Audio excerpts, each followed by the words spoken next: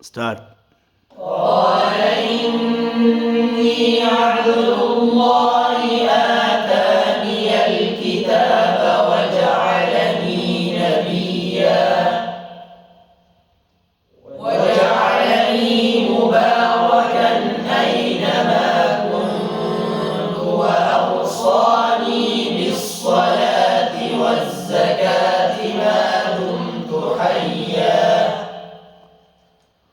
وبرا بوالدتي ولم يجعلني جبارا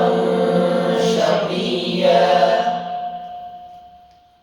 والسلام علي يوم ولدت ويوم أموت ويوم أبعث حيا ذلك عيسى ابن مريم قول الحق الذي